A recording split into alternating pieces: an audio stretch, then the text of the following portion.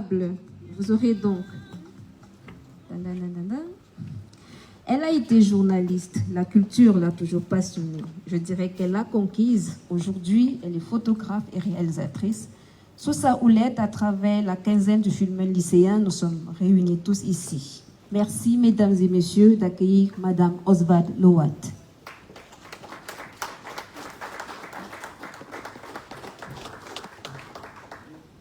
Bienvenue, Oswald. Lui, il est producteur de films, traduit les réalités sociales en langage cinématographique qu'il maîtrise.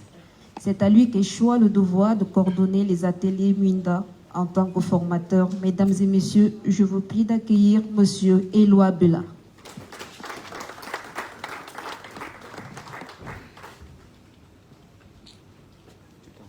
Il sera le troisième intervenant sur cette table. Il a été footballeur. Il fait partie de la belle équipée de la Coupe du Monde 98 sous le maillot des Bleus de France. Hors des stades, c'est un auteur et un leader d'opinion. Il a créé une fondation qui porte son nom dans le but d'apporter sa pierre à la construction d'un monde sans racisme, sans exclusion de par la couleur de peau. Il est parrain de cette première édition des ateliers Muinda. Mesdames et messieurs, des ovations pour M. Lilian Thuram.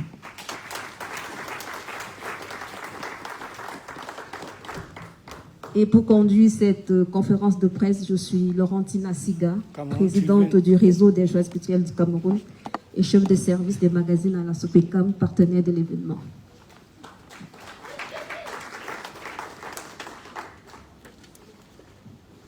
La parole sera donnée à toi, Oswald, déjà pour souhaiter la bienvenue à toutes ces personnes qui se sont déplacées et également pour nous donner des précisions sur cette première édition, les contours. Qu'est-ce que tu en attends? Merci. Bonjour à tout le monde. Je vous remercie de votre présence et de votre patience. On était censé commencer un tout petit peu plus tôt, mais on a été retardé. Je voudrais remercier, avant de rentrer dans les explications liées aux ateliers Muinda, remercier infiniment Lilian Thuram, qui a accepté de venir au Cameroun et de mettre son temps à disposition des jeunes Camerounais pendant 8 jours, afin que ces jeunes-là puissent avoir des perspectives nouvelles, puissent être conscients que lorsqu'on a des rêves, il faut pouvoir les réaliser. Et l'accompagnement qu'on leur a apporté à travers les ateliers, l'accompagnement qui va leur apporter pendant une semaine, sera, on l'espère, une forme de viatique pour avancer sur le chemin de leur construction, à la fois intellectuelle et identitaire. Alors, les ateliers Muinda sont nés il y a un peu plus de presque 2 ans. On était toutes les deux, Véronique Cazeneuve, co-initiatrice des ateliers Muinda et moi-même, en train de réfléchir aux moyens d'être au service des plus jeunes. Non, plutôt, au service des autres. On l'avait fait dans d'autres activités, et là, on voulait se réinventer. Et moi, parce que je suis réalisatrice, parce que je suis passionnée par l'image, j'ai pensé à un projet autour de l'image. Et Véronique, tout de suite, elle a dit, mais si on fait un projet comme celui-là, il faut que ce soit en direction des jeunes. Et c'est vrai que tout de suite, je n'ai pas perçu, je n'ai pas compris l'impact que ça pouvait avoir. Et au fil des discussions, il nous est apparu évident que si on avait une démarche de transmission, une démarche d'éducation, une démarche de formation, ça ne pouvait logiquement être que destiné à une tranche de la population africaine, puisque le projet était pensé tout de suite pour l'Afrique, africaine, puisqu'on sait qu'en Afrique, 70% de la population a moins de 25 ans, mais une tranche de la population qui est encore en construction, une tranche de la population qui a besoin d'être soutenue et accompagnée. Et c'est comme ça qu'au fil des semaines, des mois, sont nées l'idée de créer les ateliers Muinda. Alors ça n'a pas été simple, ça c'est évident. Le but des ateliers Muinda, c'est de permettre à des jeunes d'acquérir une culture de l'image, une culture cinématographique, mais aussi une capacité à penser le monde, à penser la société dans laquelle ils vivent. On est aujourd'hui saturé d'images qui nous viennent de toutes parts, qui sont faciles à recevoir. Tout le temps, on est déversé dans nos téléphones par des vidéos, par des images. Mais ces jeunes-là qui sont finalement sans défense, qui sont exposés à ces images-là, qu'est-ce qu'ils en reçoivent? Qu'est-ce qu'ils en retiennent? L'idée de les former, de leur permettre de raconter leurs propres histoires dans un contexte historique où on est de plus en plus conscient qu'il faut que les Africains racontent leurs propres histoires, pose un regard à la fois lucide et un regard intelligent sur leur société. Pour nous, il semblait évident qu'il fallait donner un coup de pouce à la formation. Je suis très heureuse aujourd'hui de savoir qu'on a 12 jeunes qui sont dans la salle, qui ont postulé en octobre, entre octobre et janvier, octobre 2019 et janvier 2020. On a reçu une centaine de dossiers. On a retenu 24 candidatures, 24 jeunes qui ont été formés pendant plusieurs semaines, plusieurs mois, je dirais, par M. Éloi Bela, et finalement 12 finalistes qui nous ont offert 6 films très forts que vous découvrirez à la cérémonie de clôture samedi prochain à Canal Olympia. Je ne vais pas être beaucoup plus longue, je vais repasser la parole à Laurentine. Merci Oswald. Justement, je rebondis sur ta dernière phrase sur la formation de ces jeunes pour me tourner vers Éloi, pour nous les présenter déjà et surtout le processus de formation. Merci. Présenter les films. C'est ça la question. Les 12 jeunes. Les 12 jeunes, voilà.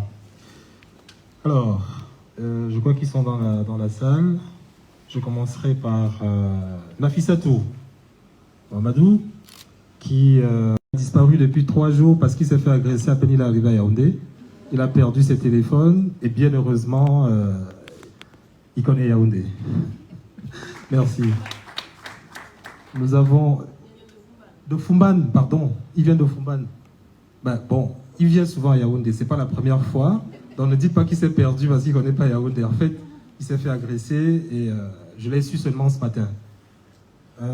Stéphanie, qui est à Yaoundé. Il y a Metala qui est de Yaoundé. Voilà.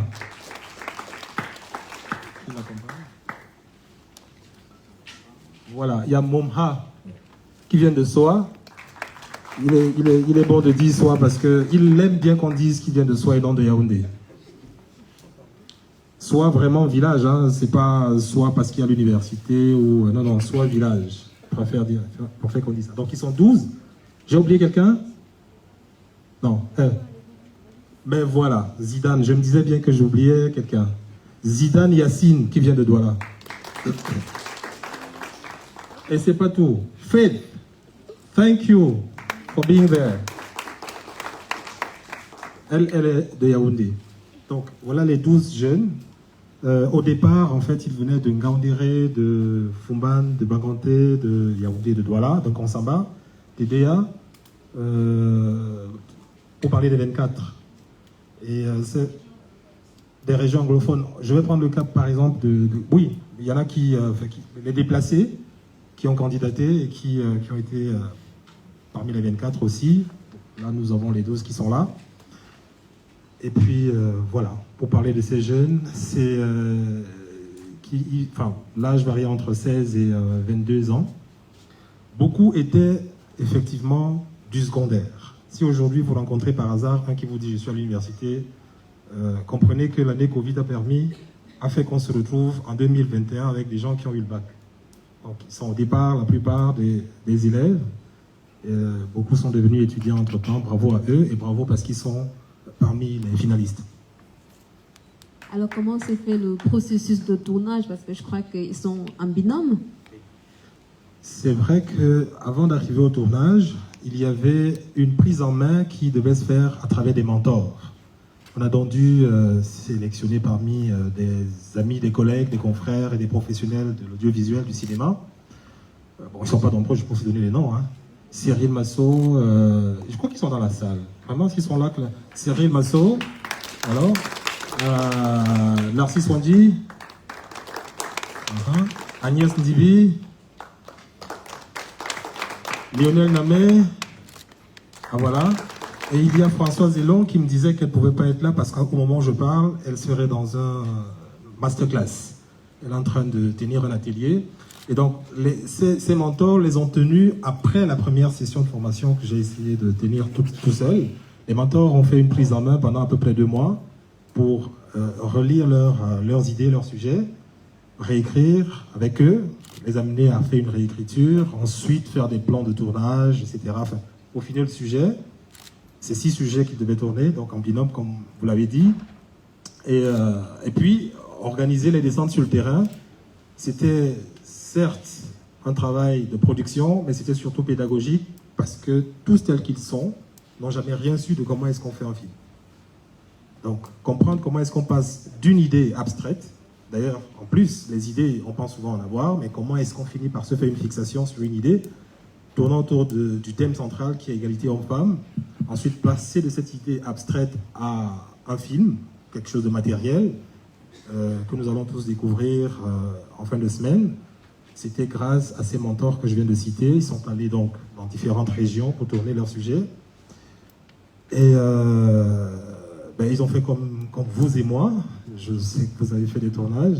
Comme vous et moi, travailler pendant... Cependant, il y avait des exigences quand même, parce que ça reste une compétition. Vous aviez 2 jours de terrain, de tournage réel. Vous pouvez arriver la veille, vous organiser et puis rentrer le surlendemain. 2 jours de tournage et puis 2 jours de présence effective au montage. Ce qui fait que les opérateurs, qui étaient déjà des professionnels assez avertis, avaient leur travail d'opérateur à faire, mais surtout le côté pédagogique à tenir pour que ces jeunes gens arrivent à comprendre finalement comment est-ce qu'ils peuvent placer un mot pour que leur idée se retrouve sur l'écran. Ça a été cela, ça a été difficile certes, mais bon, l'une des difficultés, je vais quand même le dire, c'était davantage de gérer les emplois du temps scolaire. Ils ne font pas tous le même établissement, pas la même classe, c'est donc pas le même programme scolaire. Comment? Pas la même ville. Et derrière tout ça, il y a les parents qui devaient suivre. L'idée Mouinda a été assez longue à expliquer aux parents. Alors, on comprend aujourd'hui, le lendemain, on ne comprend plus. Donc, il faut tout le temps expliquer. Être patient, parce que, voilà, la plupart, notamment ceux qui venaient de Douala, moi je suis résident à Douala, la plupart, je crois même tous, lorsqu'ils devaient venir sur Yaoundé, la première fois, c'était le premier voyage hors de Douala pour Yaoundé. Vous vous imaginez que, avec ça, des jeunes gens, des jeunes filles de 16 ans, de 17 ans, qu'il faut extraire des maisons, déjà qu'on n'a pas très très bien compris cette affaire où des philanthropes viennent vous dire, venez, vous allez devenir des cinéastes du jour au lendemain, et puis vous sortez de votre maison pour vous amener à Yaoundé la première fois, c'était assez difficile. Je prends l'exemple d'un des enfants ici, que la maman a voulu d'ailleurs accompagner jusqu'aux formations qui se tenaient ici. Elle est partie des DA pour arriver ici. Et puis on est très... Donc c'était ça un tout petit peu, je dis pas, c'est même pas une difficulté, mais il fallait tenir compte de ça. Voilà. Et ça s'est passé, je crois les uns et les autres sont contents. Cette fois, ils sont tous venus à Yaoundé, j'ai pas eu besoin d'envoyer une lettre aux parents. Et ils sont venus tous à temps, à l'heure, et ils sont... Aujourd'hui, on est lundi, un jour de classe. Ça veut dire que les parents ont pris soin d'aller dans les établissements, avertir et prendre des permissions de sortie, d'absence. Voilà. Une dernière question, Éloi, avant qu'on passe la parole à Lilian. Toi qui as déjà regardé ces films, qu'est-ce que tu peux nous en dire? Est-ce que c'est de la bonne qualité? C'est vrai que tu es jugé parti. On va quand même avoir mais nos parfums, en fait. Ce que je vais dire, c'est qu'il y a les jurys, les membres du jury, dont certains également sont dans la salle. J'ai vraiment pas envie de dire quoi que ce soit sur ces films. De manière générale. De manière générale, ce que je voulais présenter des films, c'est les sujets. Une femme bensikineuse. C'est vrai qu'il y en a, mais c'est vraiment rare. Il faut chercher, il faut trouver. Et ensuite, trouver une femme qui a expérience dans ce domaine-là, au milieu des loups, dans la ville de Douala, elle-même particulièrement agressive. Ça, il fallait le faire. Une femme, on va dire, une femme pêcheuse sur pirogue. Ça aussi, c'est pas nous qui avons cherché, c'est eux qui ont eu l'idée, ont cherché et ont fini par trouver les protagonistes. La curiosité, souvent, on connaît le titre La Reine Blanche. Quand on dit ça, je crois que la plupart des Camerounais pourraient se retrouver. Mais là, quand on vous dit 26e épouse, ça vous dit quelque chose, et c'est une blanche. Voilà. Donc, il y a un autre sujet assez futuriste, on va dire, et qui est un tout petit peu dans l'air du temps, c'est sur l'agro-industrie. Avoir une jeune dame, une universitaire, doctorante, qui décide de devenir agricultrice, et qui, parce qu'elle est étudiante en chimie, voudrait faire profiter ses recherches d'engrais bio dans ce domaine qu'elle veut embrasser nouvellement, ça c'était également, il fallait le faire, il fallait penser à ça et trouver ce type de visage. Évidemment, il y a un groupe qui a travaillé sur une jeune dame, une jeune Camerounaise, et puis il y a, voilà, on est dans le Chan, oui j'ai parlé de la femme pêcheuse, voilà, là actuellement on est en plein Chan, il y a un sujet qui va également beaucoup intéresser, c'est le titre lui-même me plaît un tout petit peu déjà, mais un peu comme les autres aussi. Oui, Laurentine, c'est vous qui voulez que je commence à donner des points à gauche et à droite. L'autre match du football féminin, le questionnement, il y a énormément de questionnements derrière. Comment est-ce qu'on est footballeuse professionnelle au Cameroun? Est-ce qu'on l'est? Et on est traité, regardé, apprécié dans la presse aussi, tout autant que les hommes. Voilà autant de questions. Je ne sais pas si j'ai oublié un sujet. Peut-être le format. Ben, alors, tous les films, c'est 7 minutes, pas plus. 7 minutes, ils n'ont pas voulu faire moins. On leur a dit au maximum 7 minutes. Ils ont tenu les 7 minutes. Et c'est très bien comme ça. Voilà ce que je peux dire sur les films. Have I forgotten any... Ah, un film hautement historique. Quand on vous parle de Fumban, vous pensez au sultan. Vous pensez au sultanat, au serpent à 2 têtes.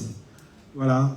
Et très, très difficilement, il nous viendrait de nous imaginer que le sultanat a également été tenu par des dames. Alors, il y a un groupe de jeunes qui, dans leur recherche, a fait cette trouvaille et a voulu travailler dessus. Nous dire qui c'était. Et ben, vous allez voir le choix, l'angle qu'ils ont choisi pour nous raconter cette histoire. Voilà. Merci beaucoup, Éloi. Nous nous tournons vers Lilian Thuram, qui a accepté d'être parrain de cette première édition dont le thème porte sur l'égalité homme-femme. Un thème également qui épouse un peu vos combats sur l'égalité. Alors, vous êtes parrain, vous êtes au Cameroun. Que pouvez-vous dire à ces jeunes aujourd'hui? Je vais commencer par dire bonjour et félicitations. Je pense que c'est très important lorsque vous êtes jeune que vous soyez accompagné par des adultes pour que vous puissiez juste réaliser vos rêves et essayer de croire en vous. Parce que je pense que le plus beau cadeau qu'on puisse faire à un enfant, c'est qu'il puisse développer une très très bonne estime de lui et qu'il se dit je suis capable de beaucoup plus que je le pensais. Et donc voilà pourquoi j'ai aussi accepté d'être parrain, parce que effectivement lorsque on voit mon parcours, on oublie très souvent que je suis ce que je suis devenu ce que je suis devenu, parce que tout au long de ma vie j'ai eu la chance de rencontrer des personnes qui m'ont donné la direction, qui m'ont aidé, qui m'ont épaulé, qui m'ont encouragé, et dès mon départ en Guadeloupe d'ailleurs, enfant, et c'est pour cela que je pense que parfois lorsque vous pouvez être parrain, pour juste signifier que vous aussi, vous avez en vous des choses peut-être que vous ne le savez même pas, et donc voilà pourquoi j'ai accepté volontiers d'être parrain. Alors vous arrivez malgré Corona? Ben écoutez, oui, effectivement, il y a certaines personnes qui ont essayé de me décourager en me disant tu vas au Cameroun, t'es sérieux? Tu sais pas ce qui se passe en ce moment, il faut pas voyager. Et je dois avouer que non, j'avais hâte de venir parce que déjà l'année dernière, on devait être ici au mois de mars. Et je dois avouer que je suis très très très content d'être ici. Je suis très heureux que Oswald et Véronique soient venus me chercher pour me proposer d'être parrain. Et c'est avec grande joie que je suis ici. Voilà. Vous venez également avec les bras chargés, avec votre ouvrage. Les bras chargés, peut-être pas. La tête, peut-être. La tête pleine alors. Oui, en fait, oui, il y a un livre qui est sorti au mois d'octobre en France qui s'appelle La pensée blanche. Et donc, je dois avouer que les choses se passent bien, les gens comprennent ce que je veux dire. Et c'est vrai que quand je suis, par exemple, au Cameroun, je regarde autour de moi et je regarde ce qu'il y a comme pensée blanche aussi, voilà. Merci Lilian. Je vais passer la parole aux confrères qui auraient des questions. Vous levez la main. Oui. Petite entorse. Le jury est dans la salle. Il faudrait quand même qu'on le présente.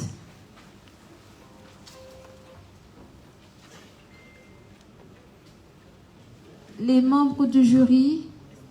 Il y a un micro là, Il y a des membres du jury dans la salle, je sais qu'ils ne sont pas tous là. Est-ce qu'ils peuvent se lever? Je vois Kares Fotso qui a accepté gentiment de... Martial Ngueya. Martial Ngueya. Valérie Ndongo. Avec les masques, vraiment, c'est compliqué. Ça. Ben, hein. Baissez les masques. Peut-être que vous pouvez avancer pour que tous ceux qui sont là vous voient. Avancer, oui, comme ça. Oui. Dika, je ne le vois pas. Ah, bah oui, écoutez, venez comme ça. Bernadette, la présidente du jury, Bernadette Fonlon, qui est dans la salle aussi, je crois.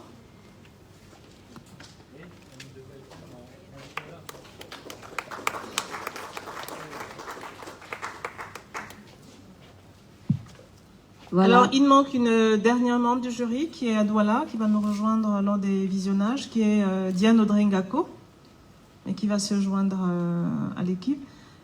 Pardon pour l'entorse encore. Hein. Est-ce que Bernadette Fonlon, présidente du jury, peut dire un mot? Oui. C'est aussi un projet bilingue, ça on ne l'a pas dit, c'est un projet qu'on a voulu bilingue, anglophone, francophone. Donc il y a des films en anglais, des films en français, et c'est une équipe de jury qui est bilingue. Je passe la parole à la présidente du jury.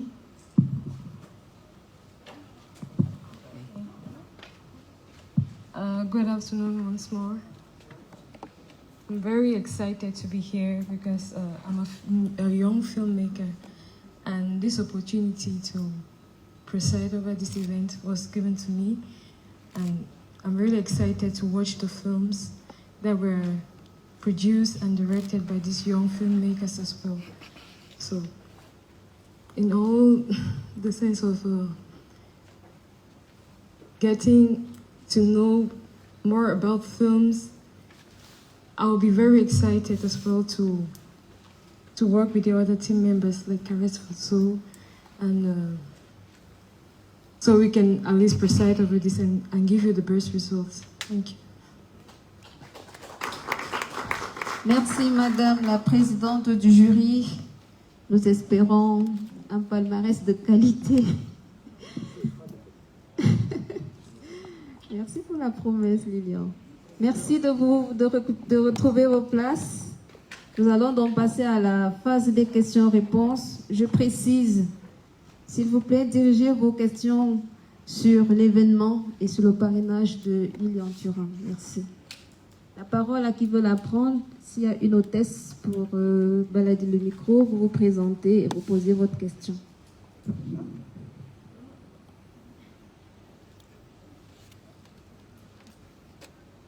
Richard.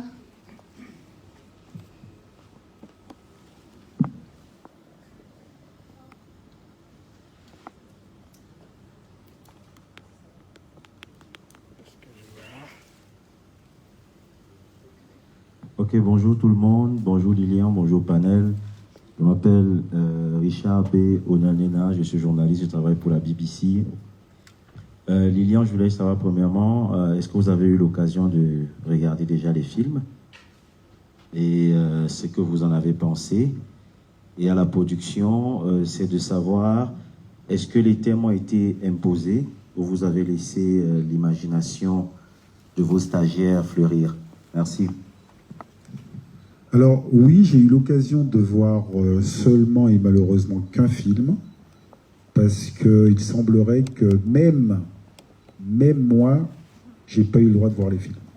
J'ai dû pleurer supplié et on m'a envoyé un petit film. Voilà. Peut-être qu'ils avaient peur que, en regardant les films, je me dise tiens, j'ai vu les films, je veux pas venir à Yaoundé. Non, j'ai vu un film, c'est un magnifique film. Bien évidemment, je n'ai pas le droit de dire le titre. Je dirais simplement que ça me parle beaucoup. Si vous avez bien écouté, vous allez savoir de quel film. Ah non, rien, je vends la mèche. Bon, écoutez, je dois rendre le micro. Il y a une agression me disant... Non, en tout cas, le film est magnifique. Et sincèrement, je me dis que faire un film en 7 minutes, il faut vraiment être très, très fort et très forte. Et donc, c'est pour cela que je félicite vraiment ceux qui ont participé. Parce que si on m'avait demandé ça jeune, je pense que je n'aurais pas été capable de ça. Voilà. Et à la production, est-ce que les thèmes ont été imposés? Non, les thèmes n'ont pas été... dans l'absolu, non. Je veux dire, dans l'absolu, non. Il faut bien être conscient que c'était des jeunes qui avaient une envie très forte de récit, de raconter une histoire, mais qui n'avaient pas de clé et qui ont proposé des sujets, pour certains étaient très intéressants, étaient réalisables dans un contexte à la fois financier, sanitaire et spatio-temporel qui permettait de le faire, et d'autres, ce n'était pas possible. Donc effectivement, on a eu à discuter avec eux en faisant des suggestions qui correspondaient aussi à leurs aspirations. C'est un chemin qui a été fait entre l'équipe des ateliers Mouinda et le désir des jeunes.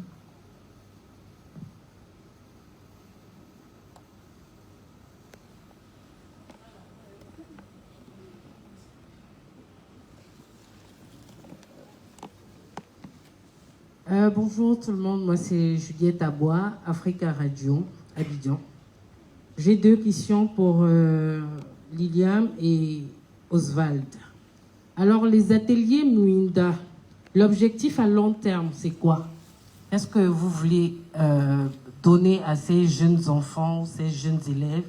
Quel est l'objectif à long terme?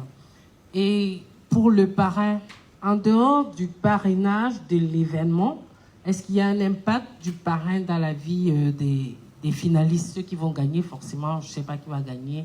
Est-ce qu'il y a un après, voilà, des retombées, un impact quelconque dans tout cet événement? Merci.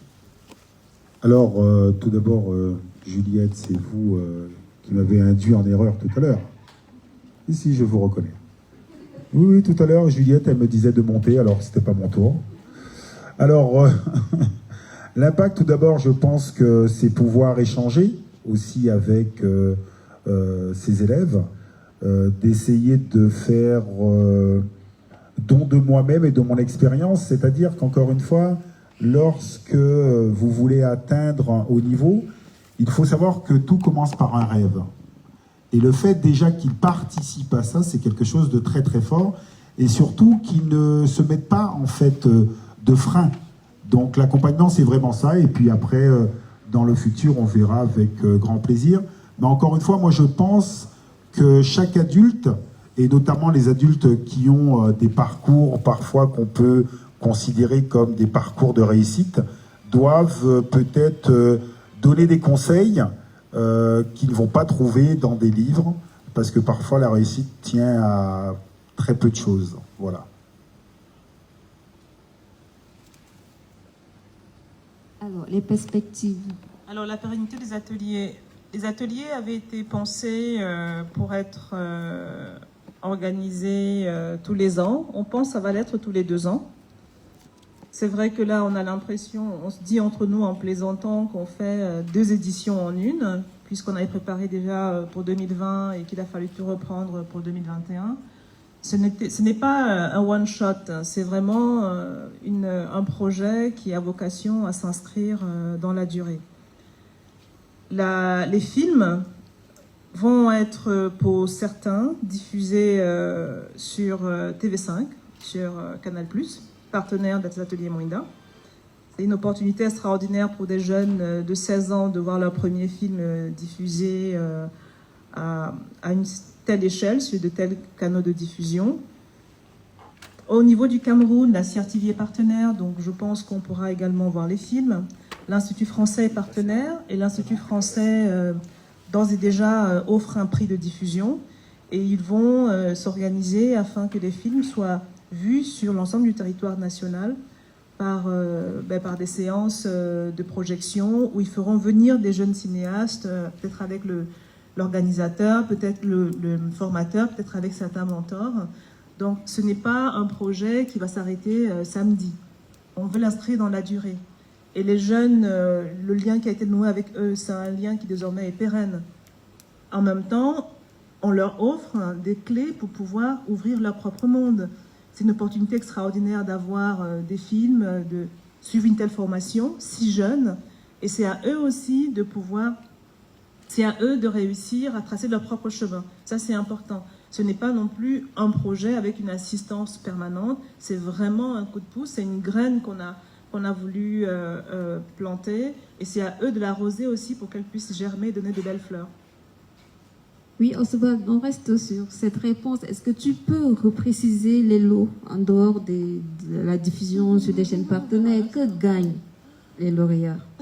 C'est un piège parce que figurez-vous qu'au début du projet, il y avait 2 lots. Et hier encore, on a eu un nouveau lot qui s'est rajouté. Il y a plusieurs prix. Je vais commencer par le plus important. Il y a le prix du grand film, le prix du meilleur film, la meilleure réalisation. Il y a le prix du jury, il y a le prix de l'environnement, il y a le prix du meilleur espoir. C'est des prix qui sont diversement dotés. Il y a des chèques qui accompagnent certains prix. Donc TV5 offre aux gagnants un chèque de 1 500 € qui équivaut à 1 million de francs CFA. SABC offre des bourses scolaires d'1 million de francs CFA. Canal Plus offre des abonnements, YOP offre des stages dans leur entreprise, mais aussi la possibilité pour l'un des lauréats de faire son 2e film avec eux, ce qui est quand même extraordinaire, de faire un 2e film avec eux. Oulala, je vais être piégée là par les partenaires dont je ne me souviens. On va dire qu'il y a quand même beaucoup de lots. Il y a des caméras. L'Union européenne offre des caméras, des appareils photo à tous les 12 lauréats et 2 caméras aux gagnants. Je pense que c'est une cérémonie de clôture où tous les jeunes repartiront avec quelque chose. Merci. Des questions? À condition qu'ils soient présents. Ah bon? Oh, ils peuvent aussi tomber malades. Le stress, hein?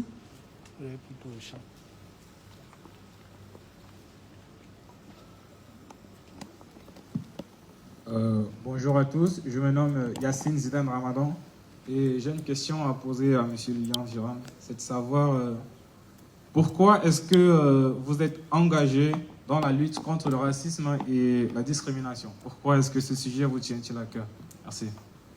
Ben écoutez, jeune homme, c'est que j'ai pas eu le choix en fait. C'est quelque chose qui m'est tombé dessus, je dis très souvent quand je suis arrivé à Paris, parce que moi je suis né à la Guadeloupe.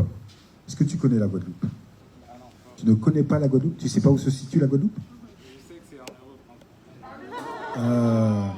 Non, mais non. Là, je suis obligé de le gronder quand même. Donc, en fait, est-ce que tu t'imagines le centre de l'univers? Eh bien là, ça, c'est la Guadeloupe. Dans la Guadeloupe, c'est pas en Europe. C'est une toute petite île. On va dire en Amérique latine, elle est comme ça, vers Cuba. Et donc, moi, je suis né en Guadeloupe et je suis arrivé dans la région parisienne à l'âge de 9 ans. Et en fait, dans la classe où j'étais, il y a des enfants qui m'ont insulté sur ma couleur. Donc, je me suis demandé, mais qu'est-ce qui se passe? Et depuis l'âge de 9 ans, effectivement, j'essaie de mieux comprendre le racisme. J'essaie de dire aux gens que c'est pas naturel et qu'il y a une histoire du racisme, en fait.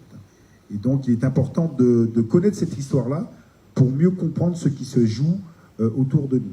C'est-à-dire que même toi, tu es un jeune Camerounais, tu as tout intérêt à connaître l'histoire du racisme, parce qu'en fait, le racisme, à un moment donné, ça a été une idéologie monde. C'est-à-dire qu'on a hiérarchisé les gens selon la couleur de la peau, et pendant des siècles, on a éduqué les populations du monde à penser que la race supérieure serait la race blanche et la race inférieure serait la race noire. Et ça a construit des façons de penser, des façons d'être, et qui expliquent en fait nos façons d'être aujourd'hui, même au Cameroun. Donc voilà, ça c'est très important. Et là, je viens de faire un livre qui s'appelle La pensée blanche. Donc c'est justement cette idéologie raciale qui en fait explique qu'être blanc serait mieux. Et donc c'est intéressant à vraiment à analyser l'histoire, parce que moi qui suis antillais, et par exemple ma maman me disait que lorsqu'elle était jeune, on lui disait qu'il était préférable de se marier avec quelqu'un qui aurait la peau claire pour avoir des enfants qui auraient la peau chapée, la peau échappée du noir, la peau moins noire. Et donc même encore aujourd'hui aux Antilles, il y a des enfants dans leur imaginaire, la beauté serait blanc ou blanche. C'est-à-dire qu'inconsciemment, eux-mêmes, leur référent, et ce sont des référents blancs, que la norme est blanche. Et donc, je trouve que cette pensée est extrêmement dangereuse pour des enfants comme toi, par exemple. Et donc, il faut la comprendre, l'analyser, pour ne pas se laisser piéger. Voilà. Il y avait une question derrière.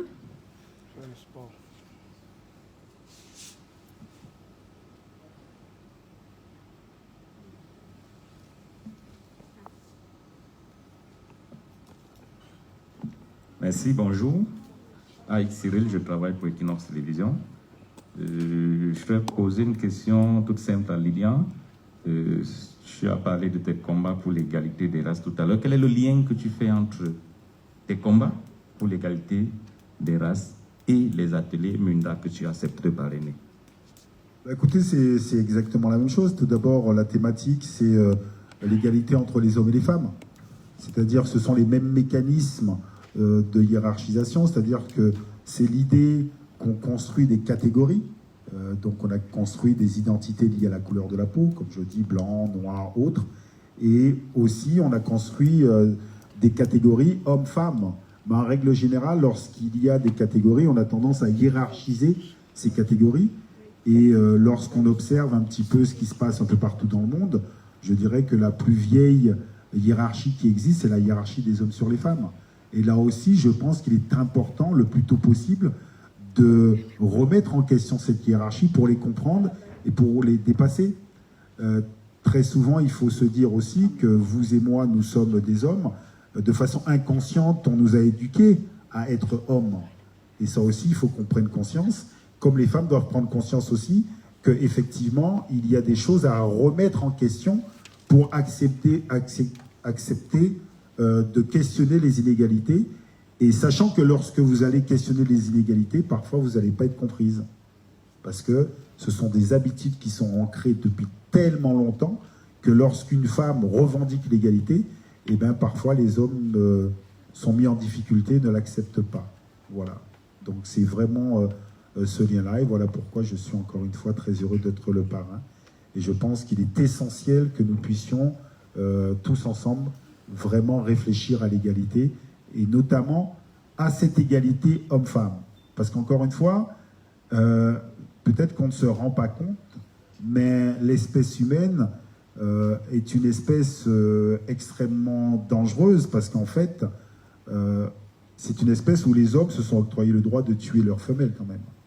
Les mâles tuent leurs femelles. Ça, c'est l'histoire de la relation homme-femme. C'est-à-dire que partout dans le monde, effectivement, il y a cette relation qui arrive au meurtre de la femme.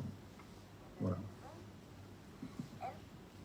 Nous allons encore prendre 3 dernières questions.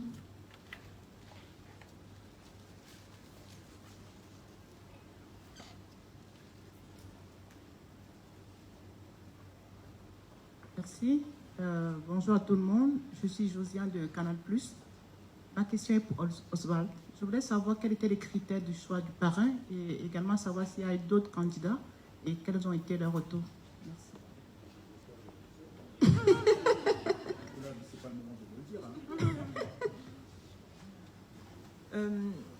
Nous avions la chance de connaître Lilian, de connaître ses engagements, des engagements en résonance avec les nôtres. Et donc, non, il n'y a même pas eu de débat, c'était évident, c'était l'évidence même. C'était l'évidence même. il vient de répondre, je pense, de manière assez claire sur la question de ses engagements liés à la fondation qu'il a créée. Il y a la question de l'égalité, la question de la lutte contre les discriminations.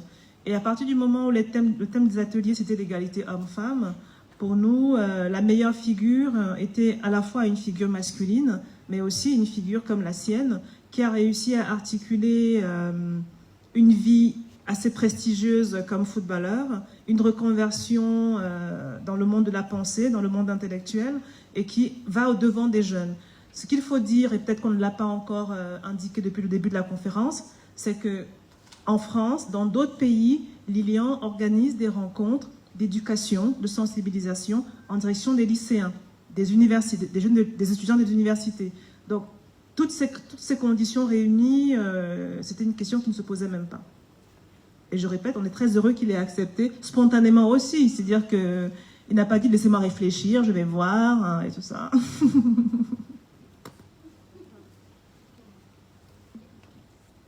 Bonjour. Bonjour. Déjà, je me nomme Choye Boyomo et je souhaite Monsieur Lilian Thuram bienvenue au Cameroun. Welcome to Cameroun. Oui, et déjà, j'ai une question à vous poser. Déjà, j'aimerais savoir si, déjà, durant votre parcours de footballeur, si déjà, dans les stades, avez-vous subi le racisme? C'est tout. Alors, écoutez, je dis très souvent, lorsque j'étais enfant, il y avait déjà du racisme dans le stade. La première fois que j'ai vu un joueur noir être agressé sur sa couleur de peau, c'était Joseph-Antoine Bell. Je me souviens très bien. Moi-même, je suis devenu joueur de foot.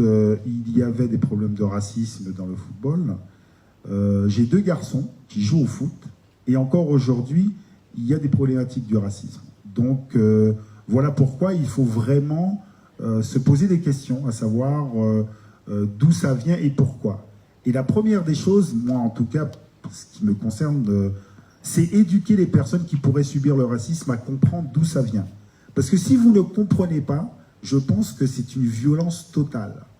Alors que si vous comprenez le mécanisme, ça peut vous aider déjà à analyser et à dépasser et savoir que c'est pas vous le problème. Parce que très souvent, lorsque vous êtes victime de quelque chose, la société a toujours tendance à ne pas reconnaître votre statut de victime et parfois même va vous culpabiliser en vous disant que peut-être que c'est de votre responsabilité. Et ça, je parle de toute discrimination, de toute violence faite, hein, parce que je pense que souvent on n'a pas la bonne réponse.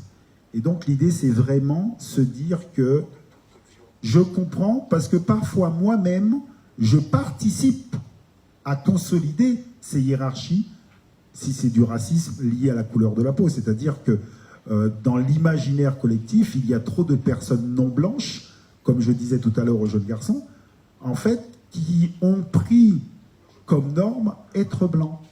Et donc ça veut dire que vous-même, vous participez à cette reconstruction de ces hiérarchies liées à la couleur de la peau, parce que vous-même, vous avez été éduqué depuis très longtemps, depuis trop longtemps même, à accepter cette façon de penser. D'ailleurs, lorsqu'on parle du sexisme, il y a énormément de femmes qui sont éduquées aussi à accepter la domination des hommes. Que pour eux, par exemple, c'est tout à fait normal que ce soit l'homme qui prenne les décisions à la maison. Donc voilà pourquoi il est intéressant de vraiment s'interroger sur l'historique de ces discriminations pour mieux les comprendre et pour mieux les dépasser. Voilà.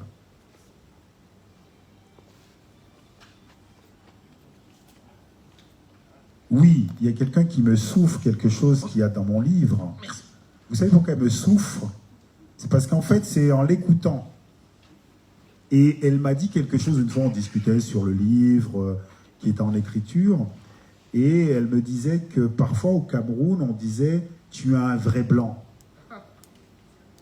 Et c'est un compliment. C'est vrai? C'est vrai ou pas? Tout à fait. Ok.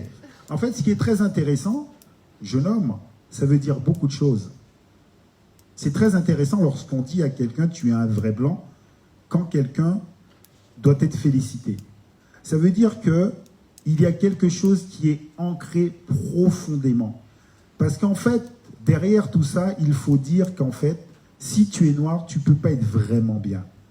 D'ailleurs, vous savez, dans le livre, je parle aussi d'une expérience que j'ai eue au Burkina Faso. Et donc moi, je taquine un petit peu les gens. Il y a un monsieur qui me demande une photo, je fais une photo avec lui, et puis je vois qu'il a un Jésus blanc sur la photo. Et je lui dis, attendez, excusez-moi, vous croyez au Jésus blanc? Il me dit, oui. Je lui dis, c'est une blague. Il me dit, vous savez, après Dieu, il y a les blancs. Et moi, je me dis, attendez, vous êtes sérieux ou pas? Et là, il y avait un de ses collègues qui passait, j'appelle, j'ai dit, écoutez, venez voir, parce que là, votre ami, il est en train de perdre la tête.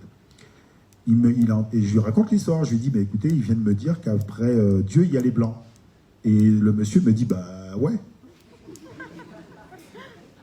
Et en fait, c'est ça qui est très intéressant. Mais ça explique toute une histoire. Hein. Ça explique l'histoire de la colonisation, ça explique comment on a inculqué aux gens le mépris d'eux-mêmes. Parce que dire que tu es un vrai blanc, ça veut dire qu'en fait, quand tu es noir, c'est pas terrible en fait. Et c'est ce qui est très intéressant parce qu'en fait, cette hiérarchie selon la couleur de la peau, en fait, se perçoit très bien lorsque vous connaissez l'histoire. Et moi, il y a un truc qui, généralement, je me fais gronder quand je parle de ça. Il y a un truc que je fais à chaque fois que je vais... Là, je vais me faire gronder. Mais je suis obligé, je vais le dire. En fait, il y a quelque chose qui m'interpelle à chaque fois que je vais dans un pays en Afrique. Quand j'arrive à l'aéroport, j'observe des choses. Notamment comment les femmes se coiffent. Et ce qui est très... Là, je vais me faire gronder. Et ce qui est très intéressant, c'est que très rarement, on voit les cheveux crépus des femmes. Mais ça veut dire quelque chose. Non, mais c'est vrai. Ça veut dire quelque chose. Non, attention. Ça veut dire quelque chose. Ça veut dire que, en fait, que les hommes ne reconnaissent pas les femmes belles quand elles ont les cheveux crépus. Donc ça veut dire que c'est un vrai problème. Ça veut dire que les hommes ont un problème. Non, mais c'est vrai. Non, écoutez-moi, je ne veux pas avoir de problème. Non, rajoutez pas. Non, en fait, c'est très intéressant de réfléchir à ça. Parce que souvent, effectivement, dans l'imaginaire collectif, les hommes noirs ont intégré que la beauté passait par les cheveux justement lisses. Et aussi, il faut se questionner sur les femmes qui vont avoir des enfants. Parce que si petit, il y a les garçons, les filles qui regardent la maman avec ses cheveux, ils vont penser que être belle, c'est effectivement ne pas avoir les cheveux crépus. Il y a vraiment beaucoup de choses à comprendre lorsqu'on analyse l'histoire du racisme. Parce qu'encore une fois, c'est tout à fait compréhensible, parce que pendant des siècles, on a éduqué les personnes noires à apprendre à se mépriser. Et si on n'a pas conscience de ça, on ne peut pas s'en sortir. Donc, mesdames, messieurs, les cheveux crépus, c'est pas mal. C'est vraiment très, très bien.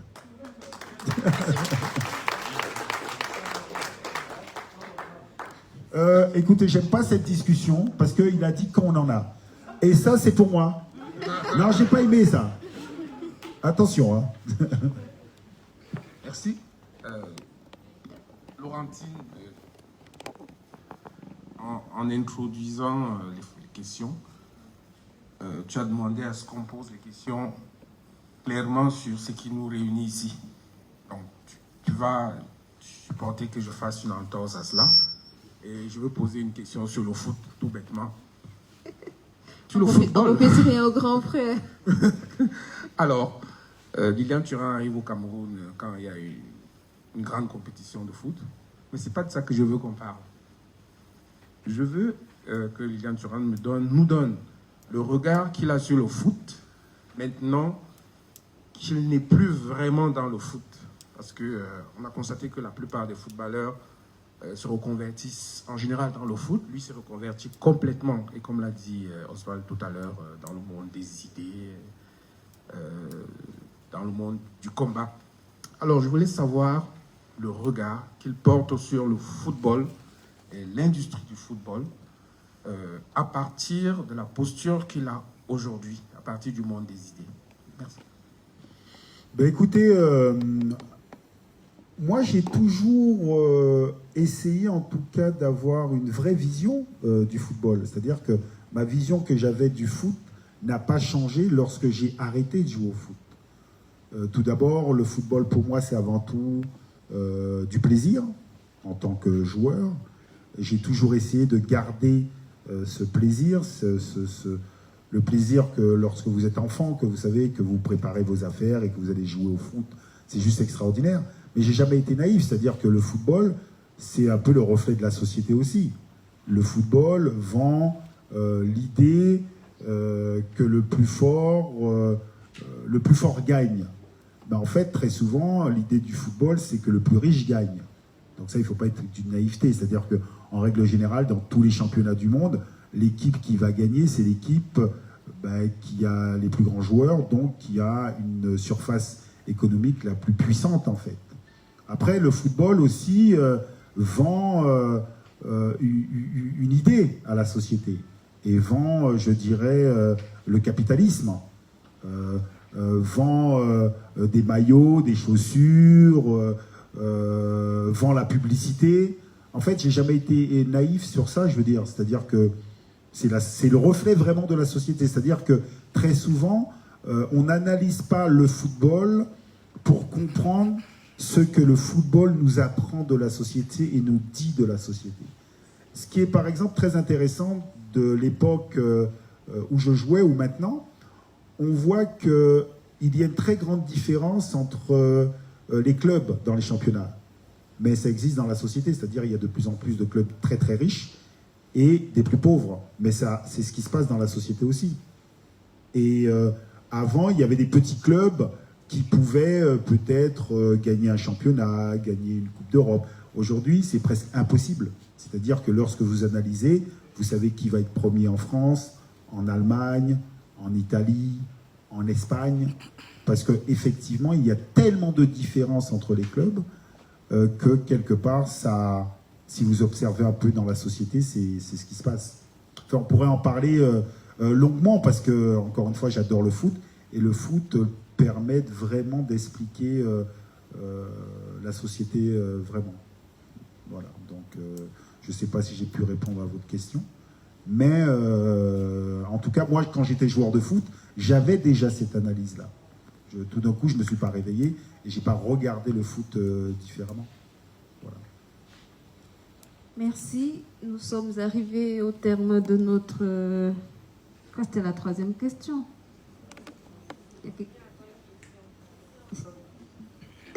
Merci. Pardonnez-moi, je vais revenir rapidement sur les ateliers. Donc, on laisse un peu le ballon et puis on reprend la caméra rapide. Je suis Robert Tobokbe, TV5. Je voudrais... c'est un partenaire, voilà. Je comprends. Merci beaucoup. Je voudrais savoir, la question se dirige un peu vers les mentors, mais monsieur Éloi Bela pourra répondre. Quand on verra les productions, étant donné que ça a été fabriqué par des novices, des cinéastes en herbe, j'imagine, je me suis un peu projeté à l'issue de ces mots que vous avez échangés sur les productions, vous qui les avez regardées, et Lilian Thuram également, sur celui qu'il a pu regarder. Où est-ce qu'on pourra situer le talent, je veux dire la limite entre ces jeunes gens et leurs mentors? Est-ce que, quand on verra la production, je me dis, est-ce qu'on n'aura pas tendance à se dire, c'est les mentors qui ont tout fait le travail? Est-ce que, c'est vrai que c'est pas très visible, mais est-ce que vous pouvez essayer de nous garantir qu'à ce niveau, les mentors se sont arrêtés?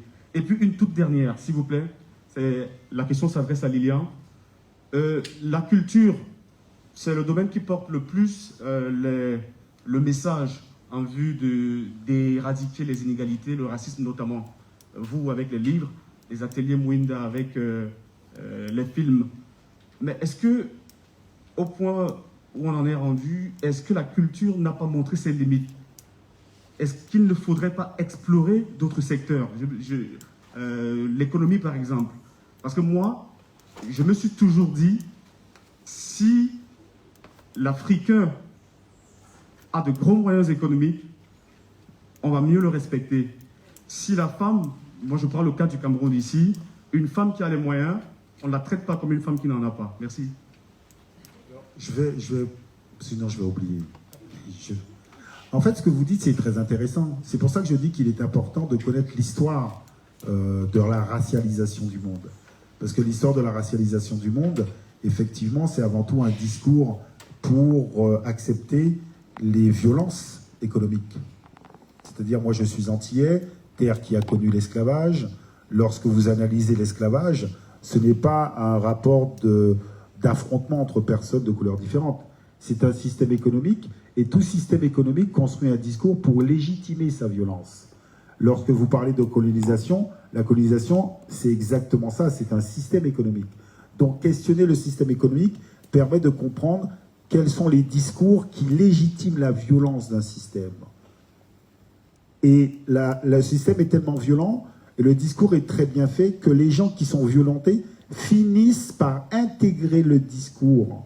Et donc, effectivement, mais il faut se poser la question, pourquoi certains n'ont pas cette capacité à développer leur propre économie, à développer leur propre eux, leur propre moi. Et donc, le cadeau qu'on peut faire, c'est de la compréhension, et tout commence par l'estime de soi. Penser pour soi, et penser que nous sommes capables ou pas. Et effectivement, le cadeau qui a été fait là aux enfants, c'est exactement ça. C'est qu'ils puissent puiser en eux et raconter des histoires qui leur parlent. Et quand je parle du racisme, ça veut dire que lorsque vous avez dit que certaines personnes étant la norme, vous avez accepté déjà votre infériorité. Et si vous acceptez votre infériorité, comment vous pouvez vous développer économiquement? C'est impossible, parce que vous attendez de l'autre. Et l'autre construit un discours qui va vous dire que tout va bien, hein. Restez comme ça. Parce que, quelque part, vous dites, mais qu'est-ce que tu peux faire pour moi? Pourquoi tu ne fais pas plus pour moi? Et attendre de l'autre, ça veut dire que vous ne pouvez pas donner le meilleur de vous-même, donc vous ne pouvez pas vous développer économiquement. Parce que, effectivement, la première des choses, quand on parle de culture, c'est pour arriver à comprendre que le piège qu'il faut, c'est sortir de cette domination économique. Voilà.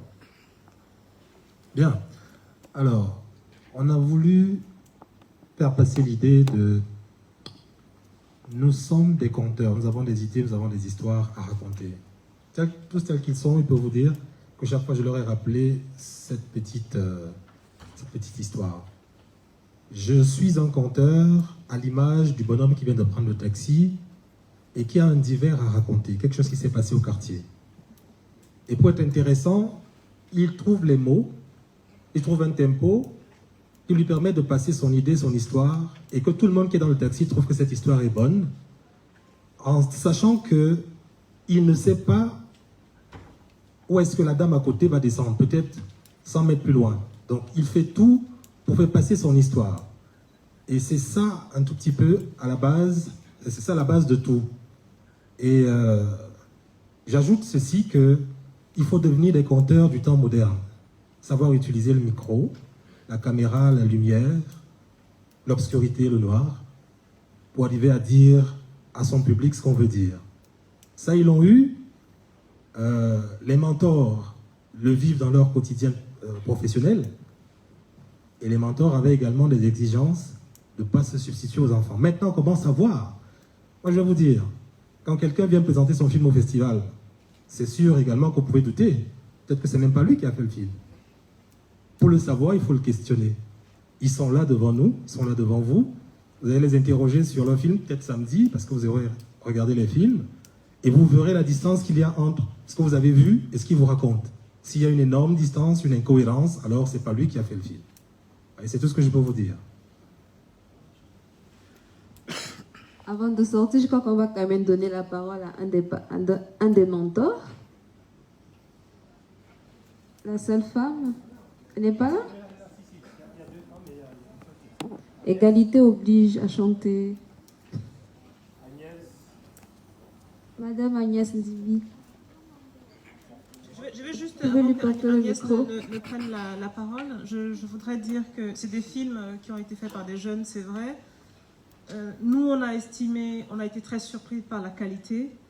Ce ne sont pas non plus des films faits par des réalisateurs totalement confirmés. Donc, et ça va se voir à l'écran.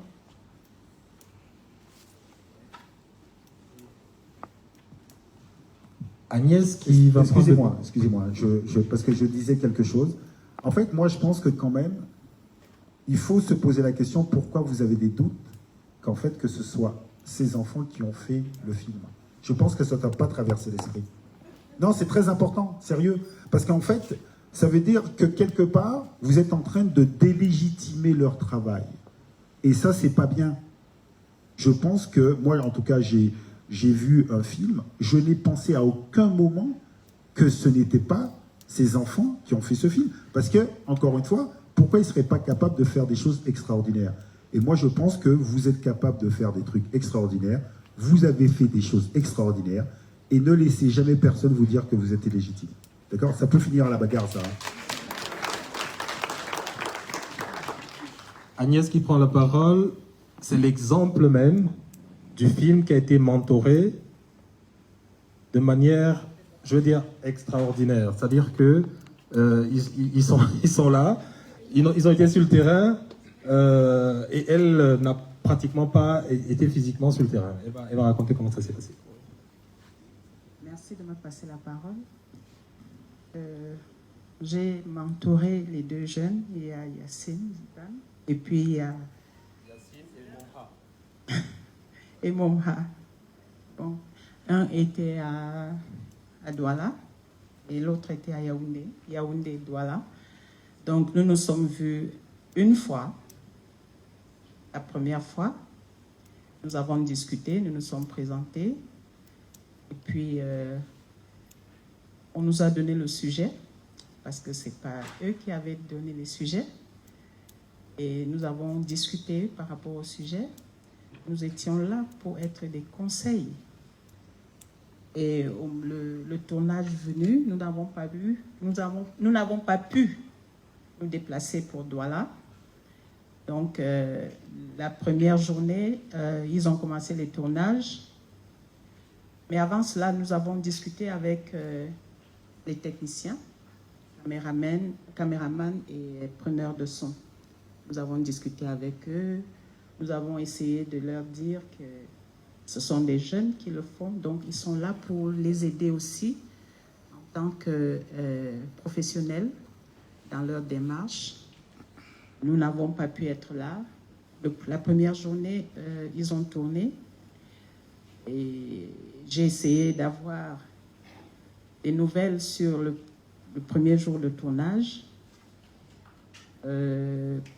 Selon ce qu'ils m'ont rapporté, j'ai essayé de leur dire ce qu'il fallait peut-être faire pour rattraper ce qui était à rattraper. Ce qui a été fait,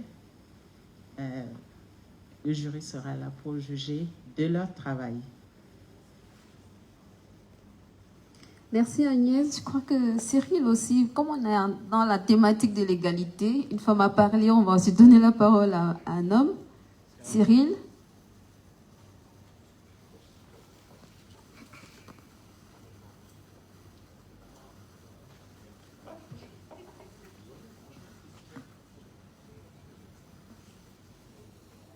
Merci. J'avoue que ça a été une expérience enrichissante pour moi. Parce que les deux jeunes que j'ai encadrés, Moïfo et Uriel, on s'est rencontrés une fois à la fin de la formation. La première fois que l'encadreur nous a présenté, on a discuté. Et après, nous avons mis en place un forum WhatsApp, sur lequel on discutait, on travaillait vraiment très tard, parfois à des heures indues, 3h, 4h du matin, il arrivait qu'on discute sur ce qu'il y avait lieu de trouver comme solution. Je pense que c'est des jeunes qui savaient ce qu'ils voulaient, parce que peut-être c'est la chance que j'ai eue, ils savaient ce qu'ils voulaient, ils avaient déjà l'idée de leur film en tête, et moi j'apportais juste... je leur posais les questions, les bonnes questions, en fait. Les bonnes questions techniques. Comment est-ce que vous allez passer de l'idée à l'image? C'est-à-dire, comment est-ce que vous allez rendre votre idée abstraite en en film. Comment est-ce que vous allez placer la caméra? Comment est-ce que vous allez travailler avec le son? Et surtout que le film était assez complexe. Ils ont utilisé beaucoup d'outils, des images d'archives, des photos d'archives et tout. Donc il fallait voir comment tout cela devait être structuré. Et je pense qu'à un moment aussi, les jeunes, ils attendaient beaucoup de moi. Mais je leur ai dit non, c'est vous qui allez faire le film. Vous verrez, au générique, on mettra un film de Boifo et un film de Uriel. Moi, je suis mentor. Et le mentor, je suis là pour vous accompagner. Et je pense que ça a été une belle expérience parce que on a discuté la veille de leur tournage, on a discuté avec l'équipe de manière instantanée, simultanée. Et ils sont allés sur le lieu de tournage. Je n'ai pas été présent. J'ai découvert les rushs au montage. C'est au montage que j'ai découvert les rushs et je pense que j'ai fait à peine 15 minutes dans la salle de montage et je suis ressorti.